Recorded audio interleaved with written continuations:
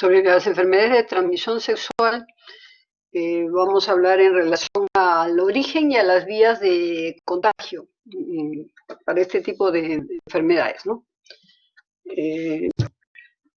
Pueden deberse en relación a la etiología debido a virus, bacterias y protozoarios, y las vías de contagio son varias, principalmente en relaciones sexuales, en relación a pene-vagina, orogenitales, boca-pene, boca-vagina y anogenitales. También puede contagiarse durante el embarazo o durante el parto. Si no se contagia en el embarazo, depende de la vía del parto. Generalmente por vía vaginal son las que se contaminan, ¿no?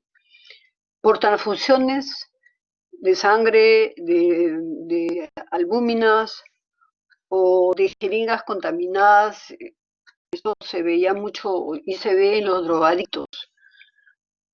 Lo que sí es importante que el beneficio de usar correctamente, de usarlo correctamente, el preservativo, que es un beneficio en la prevención de esas enfermedades de transmisión sexual. Hay mucha gente que no usa preservativo, hay otras que lo usan inadecuadamente.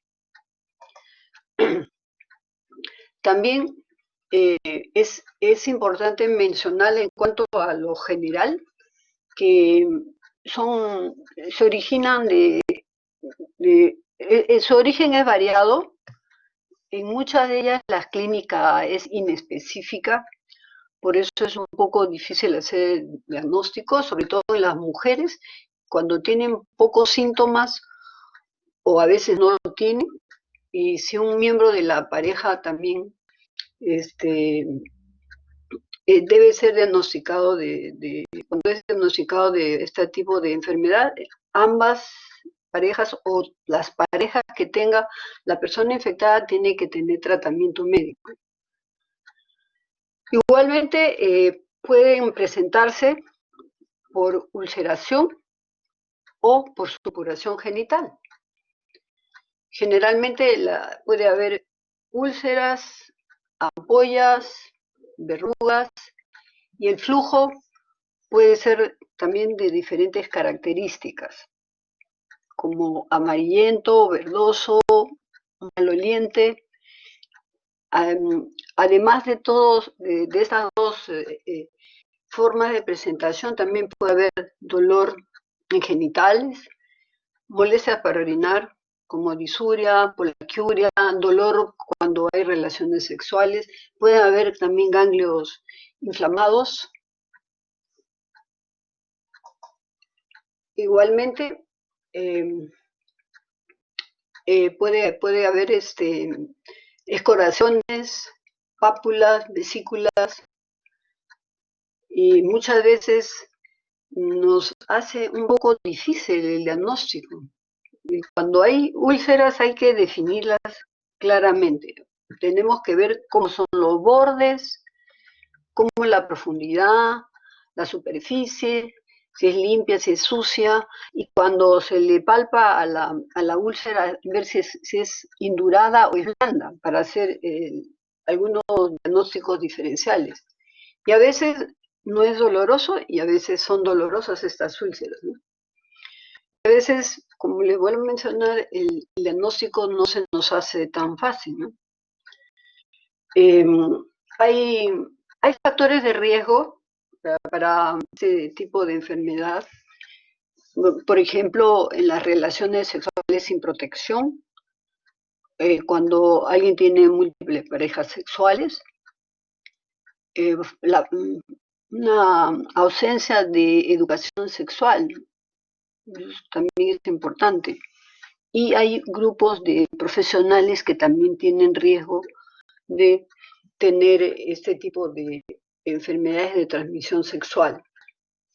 Muy frecuentemente los adolescentes, las personas que son sexoservidoras, los drogadictos, el personal médico, sobre todo el personal que trabaja en laboratorio, que está en peligro de contagiarse, cuando sacan alguna muestra de sangre o cuando colocan la inyección, personal médico, paramédico, como enfermeras también, y muchos cirujanos, que en muchos pacientes no se les hace alguna prueba para descarte y podemos ser contagiados, ¿no?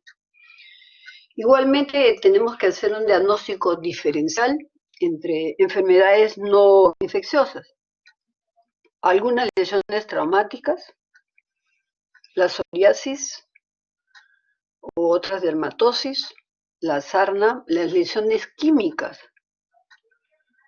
las reacciones a ciertos medicamentos, y también hay que hacer un diagnóstico diferencial con el carcinoma de pene en algunos papilomas.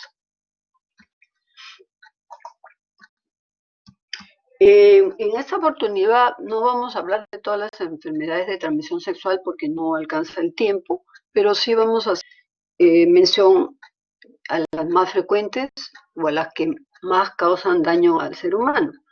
Vamos a hablar de 7 entidades, ¿ya? Vamos a empezar con la sífilis. La sífilis es una enfermedad de transmisión sexual que es causada por una bacteria, que se llama la bacteria Treponema pallidum. Y la transmisión es debida a relación sexual, congénito por intermedio de la placenta, perinatal también puede ser, transfusión sanguínea o una inoculación directa cuando hay alguna lesión. Muchas veces, por falta de síntomas, dependiendo de la etapa de la infección, muchos contactos sexuales pueden ser transmitidos con mucha facilidad, ¿no?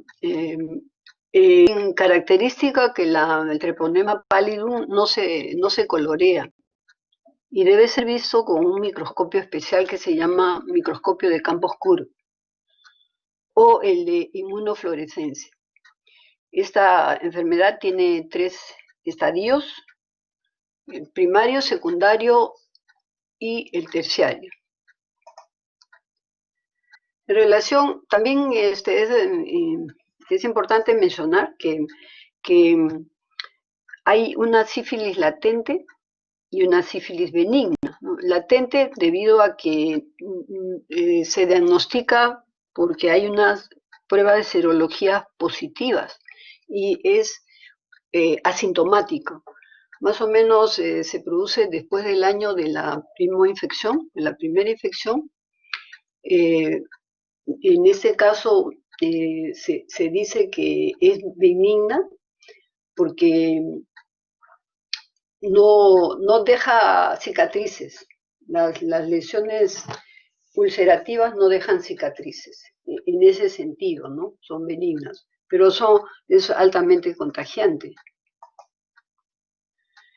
Ahora, la infectividad, o sea, el poder de transmisión o de poder de infección por transmisión sexual es mayor del 60% y es bastante alto, ¿no? ¿Cómo se produce? ¿Cuáles son las características en esta etapa? Aparece una úlcera que puede aparecer en cualquier lugar de inoculación, en los genitales, el recto, puede ser en la boca, la lengua, en el cuello uterino, y se llama el chancro duro. Entonces, una característica de esta úlcera es que es indolora y aparece limpia, como si recién se hubiera limpiado, ¿no? Y hay muchos treponemas en esta lesión. Aparece más o menos en unos 15 a 45 días de realizada la contaminación o la relación sexual. Entonces se ve la úlcera, una úlcera limpia, ¿no? Como si se hubiera hecho un aseo en el momento. Aquí igual, acá en el labio, por el ano, úlceras limpias. Esa es la característica no dolorosa, pero también es, al palparle, la base está indurada. Aquí en los labios, en la lengua, en el dedo también, probablemente ha habido una lesión. Igual, ese tipo de lesiones, como son ricos en el treponema, pueden transmitirse al neonato, ¿no? ¿Cómo se hace el diagnóstico en este estadio? Ya les había mencionado, primero por la microscopía de fondo oscuro, que desde el primer día en que aparece la lesión ya aparecen los treponemas, ¿no? También es importante hacer un antígeno anticardiolipinas o el BDRL que aparece desde los 14 días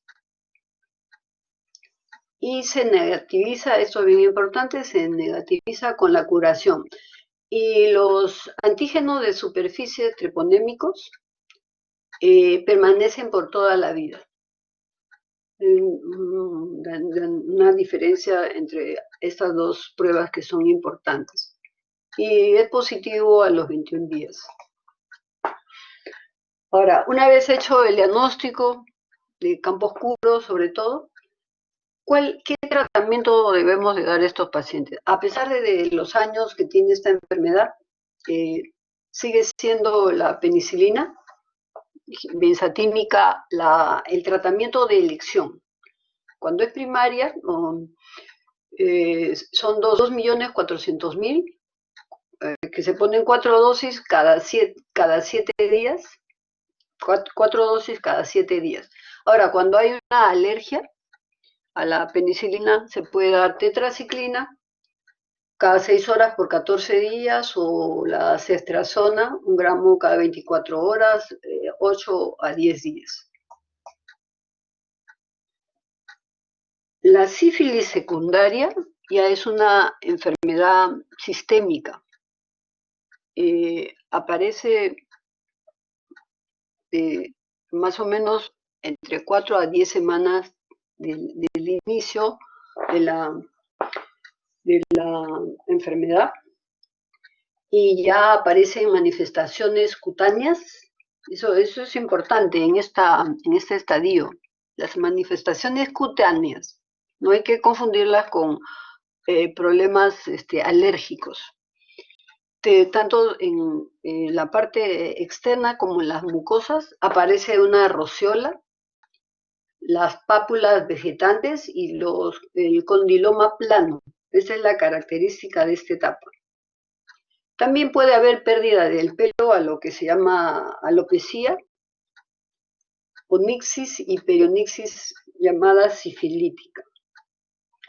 Aquí vamos a ver las características de las lesiones bien frecuentes en las plantas de los pies y en las plantas de las manos, ¿no?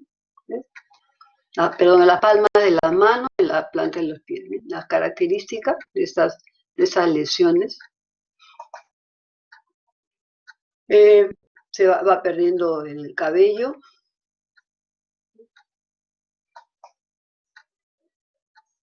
¿Ya? ¿Cómo hacemos el diagnóstico en esta etapa? Ya es a nivel sanguíneo, ¿no? Porque ya no hay lesión, porque la lesión es en el estadio primario. Y el BDRL por encima de 1/16 diluciones lo vamos a considerar como positivo. Igual el tratamiento, la penicilina benzatínica, 2.400.000, igual por intervalos de 7 días. Y si hay alergia, se puede usar la tetraciclina y la ceftriaxona, entre 8 a 10 días. En relación al estadio terciario o tardío, se puede producir en un 30% de personas que no han sido tratadas.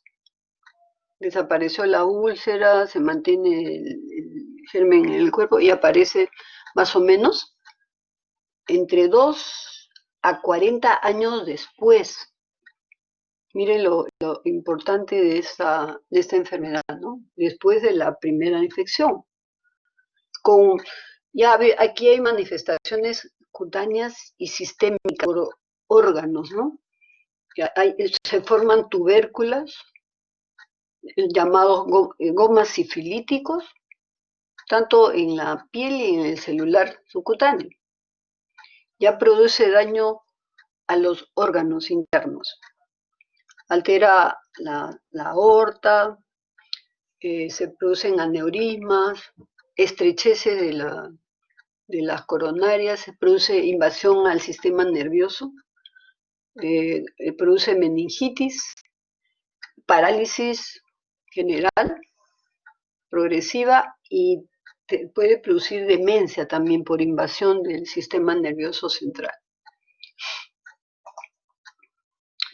El diagnóstico igual se hace el BDRL ya por sistemas localizados, ¿no? Dependiendo de la sintomatología.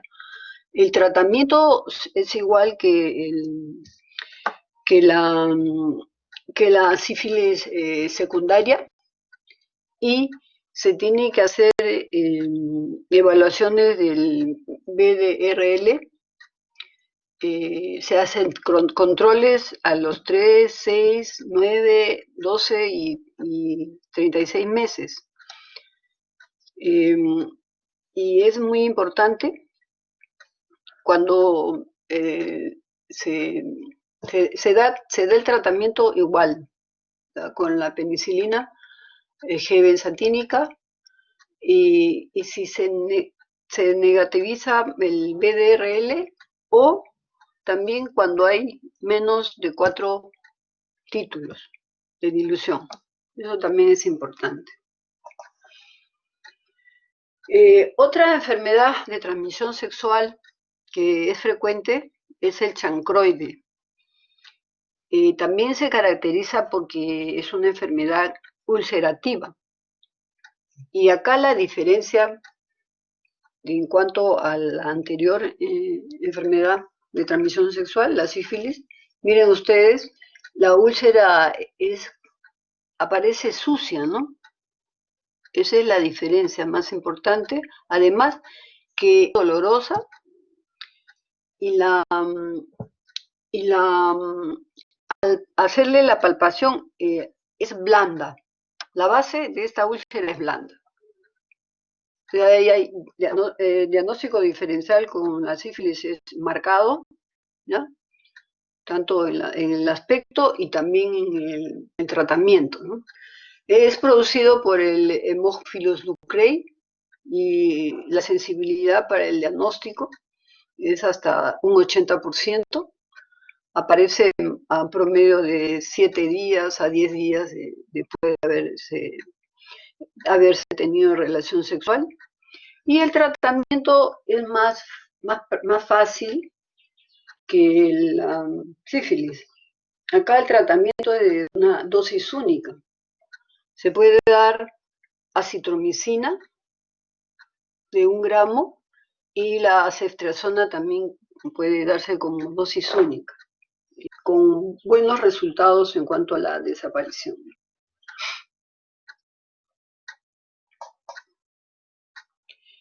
Otra enfermedad de transmisión sexual que es relativamente frecuente en su presentación, es el herpes virus simple. Denominan así a 2 entidades, una de ellas que se presenta a nivel labial y bucal y orofaringio, y el otro a nivel ano-pubogenital. ¿Ya? Afecta a un alto porcentaje de la población mundial. El tipo 1 es labial, bucal, y sobre todo en la zona orofaringea, y el tipo 2 ano-pubogenital.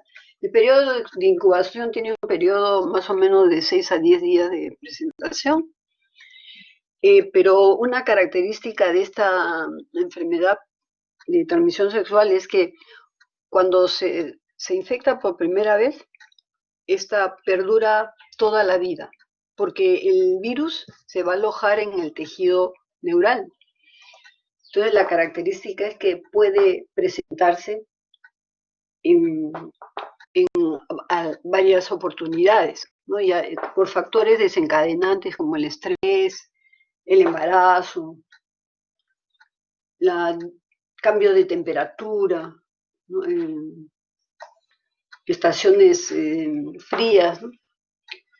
Ya, la transmisión es directa entre mucosas, bucal, anal, genital. En el embarazo es bien importante investigar si la paciente que está embarazada ha tenido esta enfermedad de transmisión sexual, porque el estrés del embarazo le puede eh, hacer que se presente, y para el feto eso es tiene una alta morbilidad. ¿Ya? Entonces, y se aparece de repente en la parte genital, el contagio va a ser mucho más rápido, ¿no? Pero también puede ser contagiada intraútero, ¿no? Más o menos en un 5%. Y ahí cuando se produce en el neonato, sí puede ser invasiva, ¿no? Se disemina con mucha frecuencia al hígado y al sistema nervioso central. Bueno, cuando es la primera infección, aparece como un resfriado, malestar, decaimiento. eh, Luego puede haber adenopatías, más o menos el periodo de incubación es de 11 a 40 días. Y la característica es que es una ampolla o vesícula.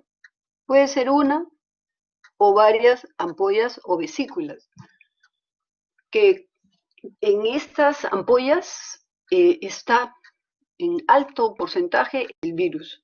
Es una etapa muy contagiante. Por eso cuando aparecen este tipo de lesiones hay que evitar que haya, dependiendo del lugar donde aparece, evitar que haya contacto entre personas, tanto a nivel por intermedio del beso y las relaciones sexuales. Es una etapa muy contagiante, ¿no? Miren, aparece como ampollas. Una ampolla que luego se va cicatrizando, pero en esta etapa de donde aparece la ampolla es la etapa de mayores contagio. Y puede aparecer en los genitales también. A veces no se ve externamente, pero puede aparecer en la vagina y puede dar dolor, picazón, ¿ya? En los genitales, la ampolla, y luego ya se va produciendo la escoriación, ¿no?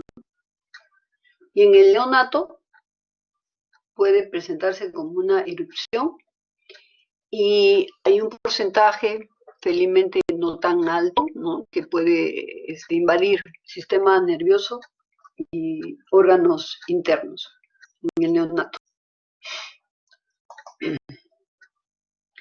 Ahora, ¿cómo se hace un diagnóstico? El diagnóstico más que todo es para ver la evolución y la recidiva, ¿no? Si va a ser muy alta la recidiva o no lo va a ser, ¿no? Pero se puede pedir niveles de los anticuerpos más o menos al 7º día de la infección.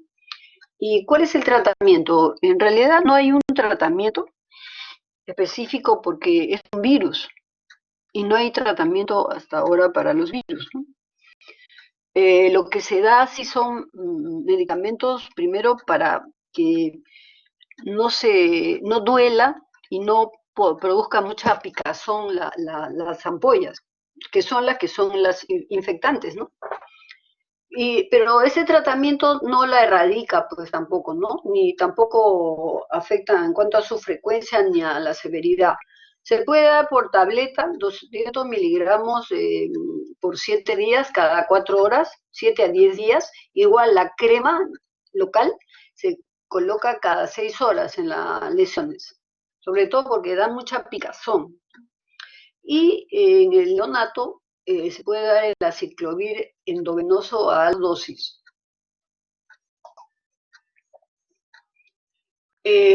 Cuando hay este tipo de lesiones, el que sufre la enfermedad, por primera vez de repente no lo vas a ver, pero las veces que se puede repetir, tiene que avisar a su pareja que tiene esta enfermedad. Y si hay una lesión en los genitales, tiene que usar preservativo porque puede haber la posibilidad de contagio y en alto porcentaje. Luego vamos a hablar de las ladillas o pedículos pubis, que es una variedad de piojo común que aparece en el vello pubiano, en el vello de los genitales, las axilas, bigotes, barbas, pestañas, cejas, a excepción del cuero cabelludo, porque es otro tipo de piojo. ¿Cuál es la vía de transmisión? Generalmente cuando hay un contacto entre el vello pubiano de la persona que tiene el problema y puede afectar a su pareja, sobre todo cuando hay relaciones sexuales o cuando se comparten toallas, ropas y también los huevos de este piojo están cerca alrededor del inodoro y pueden contagiar de esa manera. ¿Cuál es el mayor síntoma? Es la picazón a cada momento, ¿no? Y vemos muchas veces la ladilla como una cabecita de alfiler y en la base del vello del pelo. ¿Y cómo se hace el tratamiento?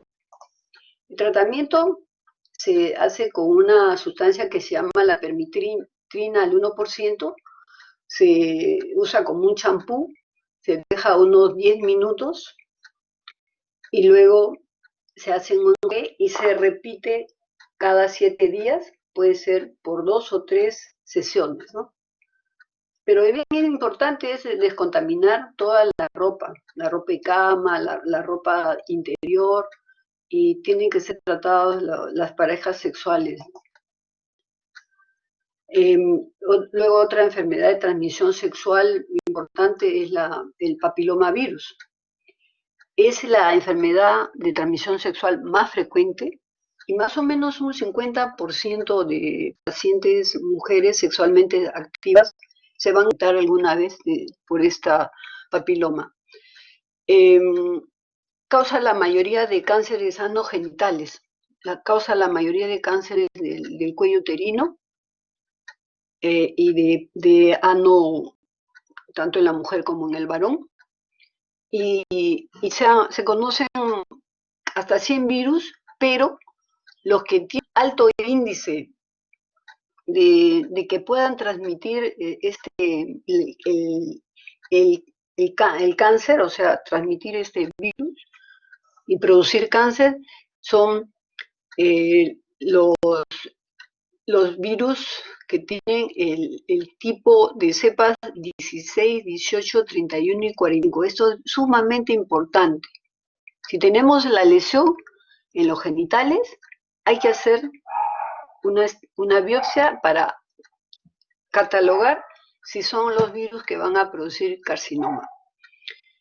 Y también hay otros tipos de papilomas que no van a producir este tipo de carcinoma, pero sí es el que produce más cantidad de carcinomas genitourinarios en el mundo, ¿no?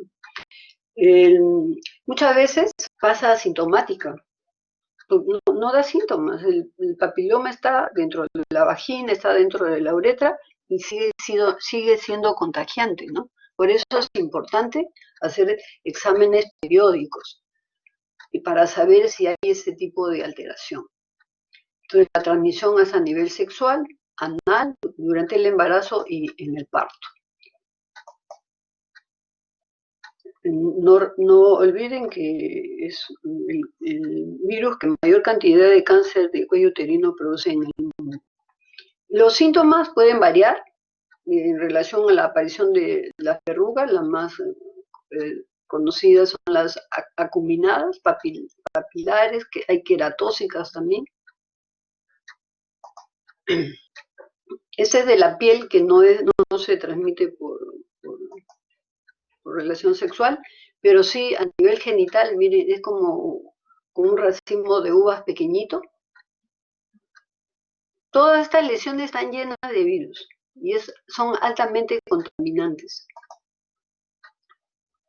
¿Qué hacemos? ¿No? Hacer una biopsia para definir si son los tipos que producen cáncer.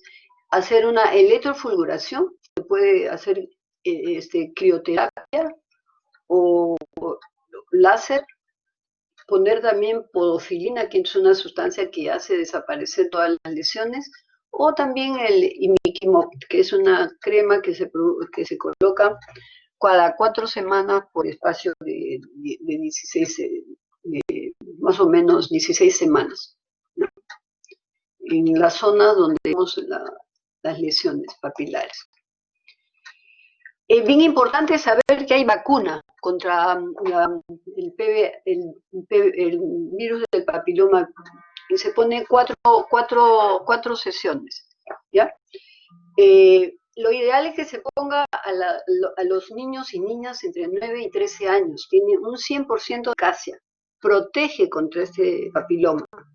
Pero cuando ya han tenido relaciones sexuales se puede poner hasta los 26 años. Va a proteger también contra otro tipo de virus, pero no va a proteger el 100%. Entonces es muy importante que se vacune a las niñas, sobre todo, que no han tenido todavía relaciones sexuales, entre los 9 a 13 años. Y en relación a la gonorrea, también es una enfermedad de transmisión sexual frecuente, producida por Neisseria gonorrea, y tiene síntomas importantes también. Hay ardor uretral y secreción por la uretra, una secreción amarillenta, espesa, abundante, y produce dolor al miccionar y ardor uretral. La mayoría de mujeres no se hace el diagnóstico muy rápido porque se le toma en cuenta como si fuera una simple leucorrea, a veces hay prurito, pero también puede crecer en otros lugares, ¿no? A nivel de la boca, los ojos, puede invadir, en el varón puede invadir la zona de la próstata, vesículas seminales, deferente, epidídimo, testículo, y en la mujer las trompas, y también producir infertilidad por la fibrosis que va a producir esta infección. ¿Cuál es la evolución? Con tratamiento precoz puede haber una inflamación retrógrada, repercusión local, y en las tardías sí ya va a producir mayores lesiones. Esa es la característica, ¿no? Secreción, y hay que hacer un hisopado buscando la área, ¿no? Puede ser en la boca, en la garganta, en la vagina, produce epididimitis, en el ojo también, en el recto, produce artritis y puede haber fiebre, malestar, y sobre todo la mayor complicación es la infertilidad, puede producir embarazos ectópicos. ¿Cuál es el tratamiento? La ceftriaxona 1 gramo como dosis única tiene un 92% de efectividad. La acitromicina 3 tabletas, y también se puede utilizar la tetraciclina. En relación al SIDA, el HIV que produce SIDA fue una pandemia más o menos por 1980, donde casi todas las personas se morían. Pero con el transcurrir de los tiempos se ha visto de que es una enfermedad crónica. Ya los pacientes no se mueren, se mueren por complicaciones porque se les da tratamiento antiviral. Tiene un periodo de incubación de meses o años, pero en relación a urología voy a hablar solo la parte urológica. ¿Qué es lo que vemos nosotros? Hay un tercio de pacientes que tienen infección urinaria, pero por gérmenes oportunistas, como los hongos, que son oportunistas. Es muy frecuente la infección a Candida albicans, y también hay cistitis y epididimitis por gérmenes oportunistas. Pueden consistir en estos pacientes enfermedades de transmisión sexual también, ¿no? Y el diagnóstico se hace por el Western blot y la carga viral se mide por PCR. Todos los pacientes que están tratados con los antivirales se ha demostrado que no hay el virus ni en el semen ni en la menstruación. Por lo tanto, eso se mide de acuerdo al tratamiento que está llevando el paciente. No existe un tratamiento específico, sino, como les menciono, los antirretrovirales. Y en relación a la hepatitis B, también se encuentra 100 veces más infecciosas que el VIH. Y lo importante es que un alto porcentaje de estos pacientes se van a morir, uno por cirrosis y el otro por cáncer de hígado. La transmisión se hace por inyección, transfusiones, contacto sexual y de la madre al hijo. Pero lo importante también es que tiene una vacuna que es muy segura y eficaz, hasta en un 95%, y protege por espacio de 20 años. Por eso la Organización Mundial de la Salud lo ha recomendado y no necesita refuerzo.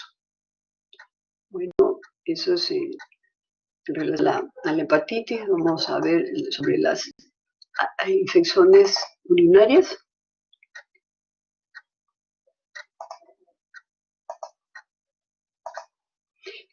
¿Qué cosa es la infección del tracto urinario? La infección del tracto urinario es una invasión de gérmenes que produce como respuesta un proceso inflamatorio del epitelio urinario. La multiplicación de gérmenes puede ser local, desde la uretra, vejiga, uréter y riñón. No puede ser en todo el tracto o localizado. Entonces, se acompaña muchas veces de piuria, que es la presencia de leucocitos en la orina, o de bacterias, ¿no? Bacteriuria, que son bacterias, ya sea por infección o contaminación.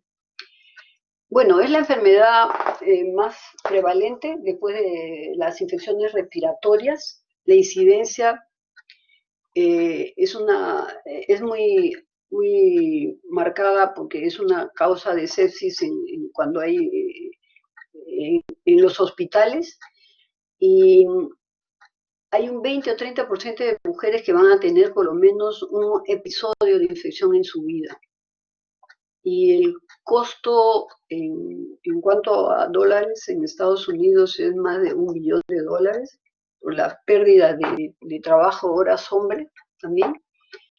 ¿Ya? En cuanto a la etiología, es más frecuente los gram negativos y sobre todo por enterobacterias. Y dentro de las enterobacterias, la más frecuente es la presencia de la Escherichia coli, en un 80%. También es importante mencionar que la frecuencia de la infección urinaria en hospitales se hace más frecuente cuando ya existen 2 bacterias,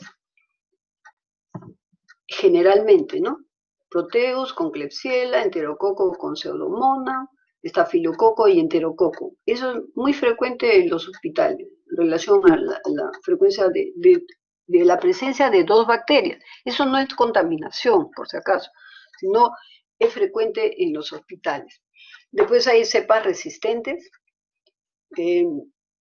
nuevos patógenos, hay infecciones cruzadas entre enfermos portadores de catéteres, y el anaerobio rara vez produce infección o más que todo representa contaminación.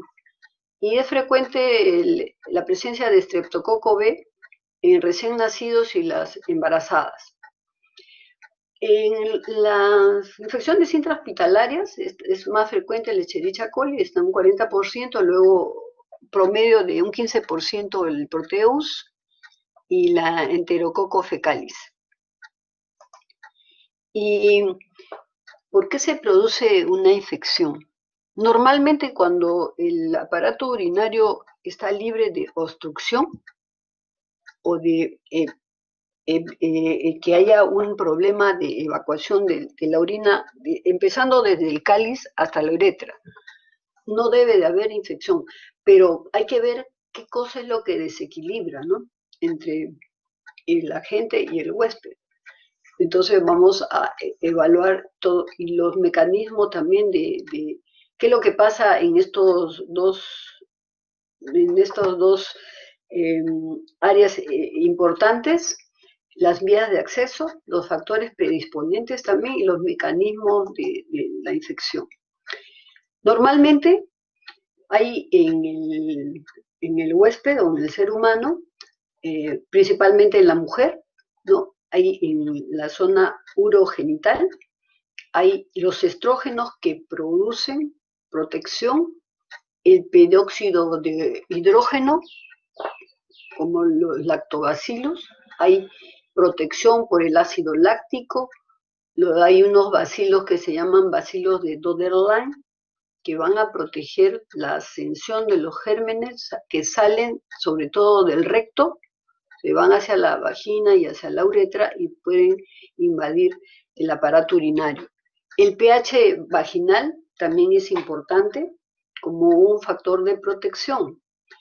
La orina también tiene elementos importantes como el flujo urinario. Cuando el flujo urinario es normal, es muy difícil que haya contaminación. Y los componentes de la orina, ¿no?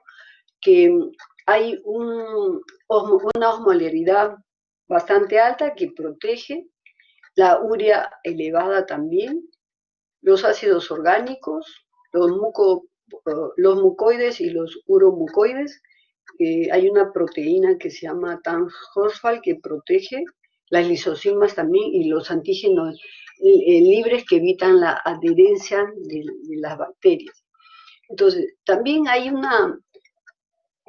efecto en cuanto a la bacteria, sobre todo su virulencia. En los últimos tiempos las bacterias se han vuelto más fuertes y uno de esos elementos que ha permitido que la bacteria se adhiera a la pared de la mucosa es una Fimbria opili.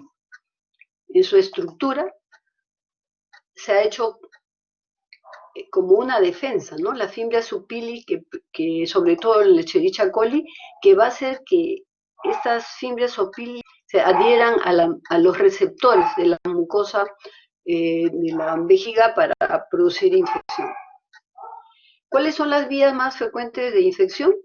¿No? Cuando salen los gérmenes del recto, ¿no?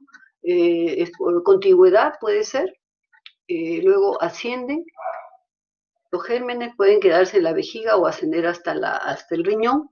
También puede haber una vía hematógena, cuando hay una infección lejos de la vía urinaria, como Candida albicans de repente en el tórax y puede invadir la vía urinaria.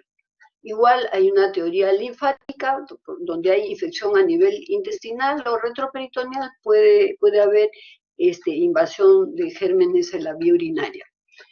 Entonces hay colonización, ¿no? De toda esta zona del recto y ascensión de las bacterias por la uretra.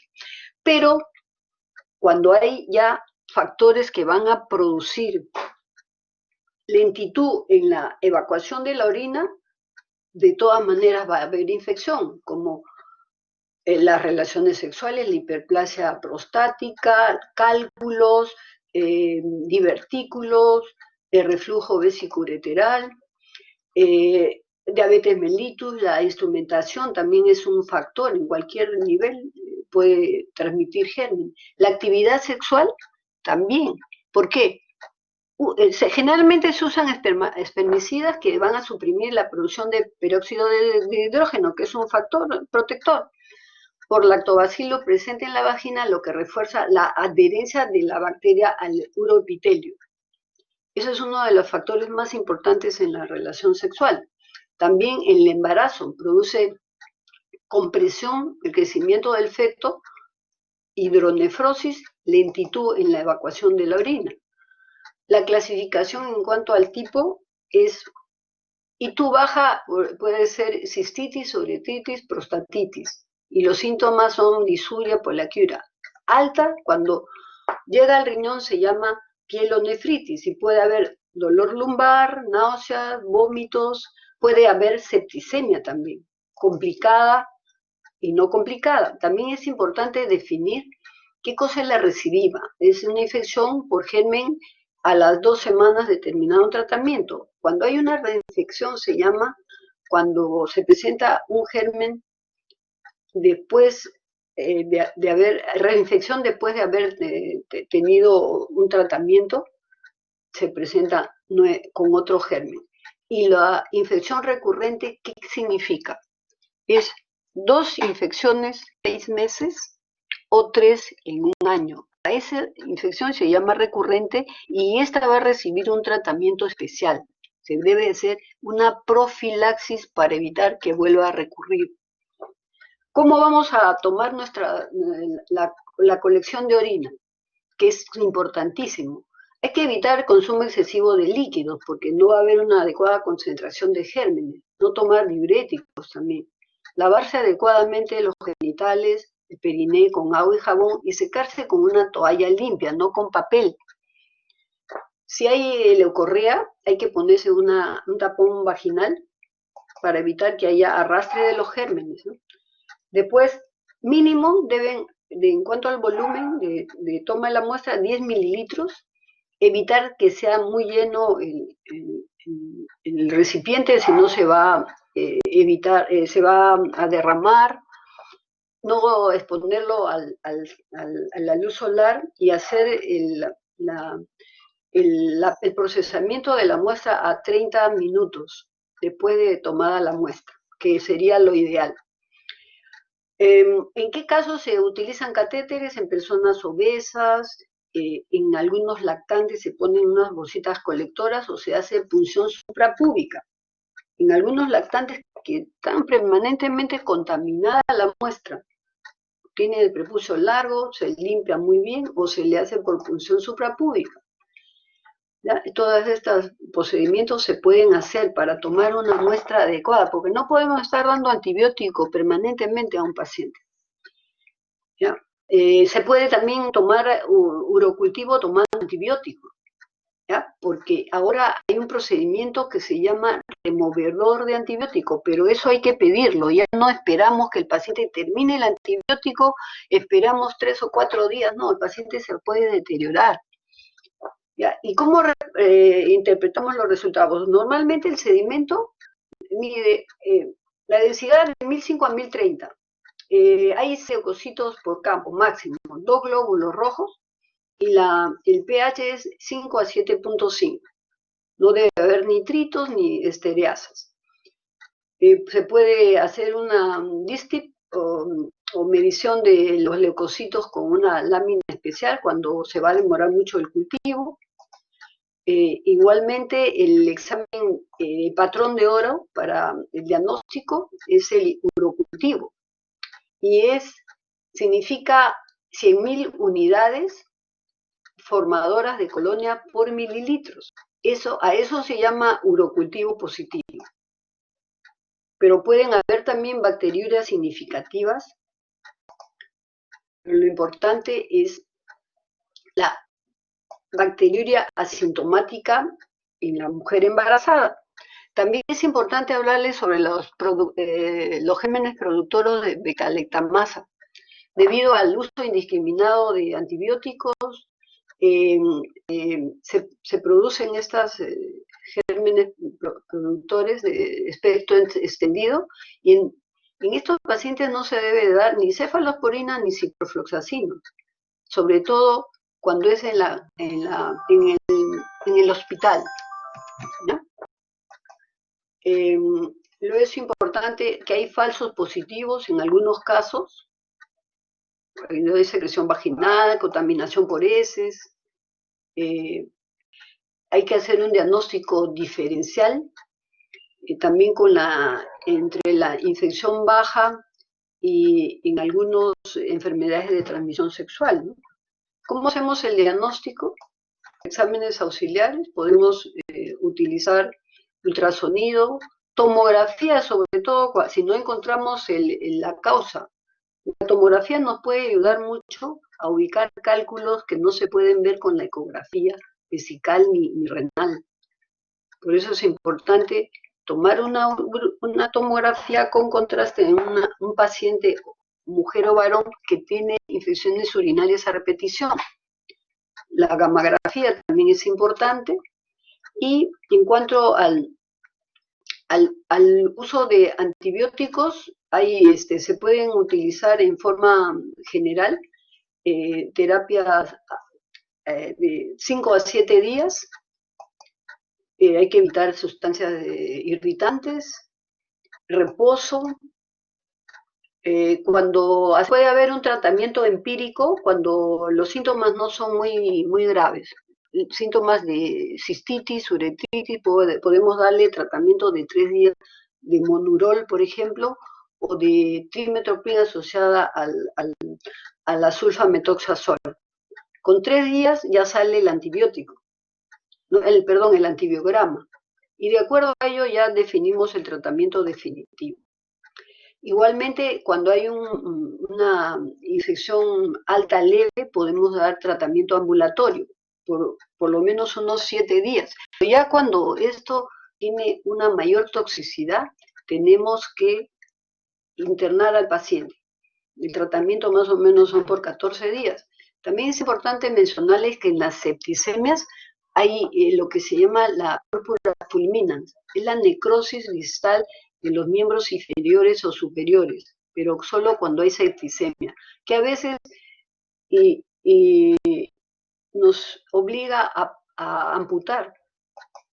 Eso es importante. También mencionarles sobre la pielonefritis enfisematosa en pacientes diabéticos, en la que hay aire en el órgano invadido.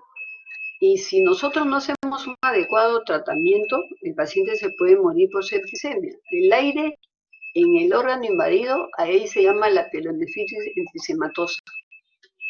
En la bacteriuria asintomática significa que hay un cultivo positivo pero sin síntomas. ¿En qué casos se presenta? ¿En qué caso se da tratamiento? Esto es muy importante. Solamente se tratan gestantes y si va a haber alguna instrumentación. ¿Por qué la gestante?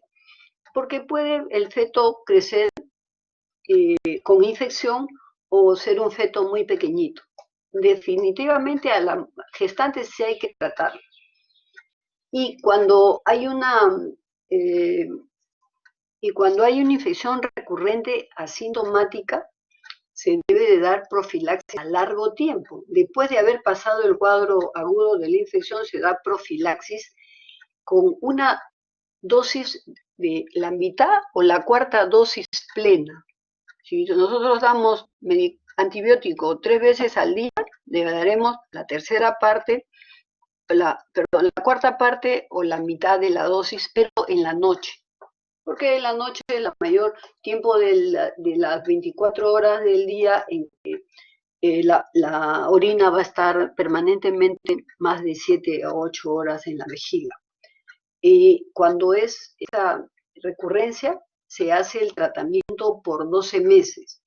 O sea, una dosis nocturna por 12 meses siempre y cuando ya no haya infección. Igualmente, en estos casos se pueden dar probióticos que van a evitar de que la bacteria se pegue a la mucosa. El probiótico se puede dar yogur.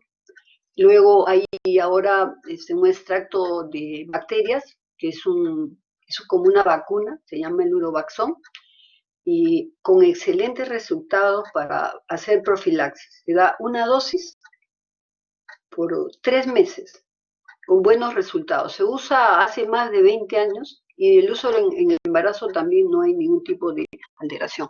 Por último, este es mi último slide, la Asociación Europea de Urología ya no da antibiótico en los pacientes con infecciones recurrentes. O sea, esa infección que es dos veces en 6 meses y 3 veces al año. Una vez que pasa el cuadro infeccioso agudo, se le da tratamiento profiláctico hasta 12 meses.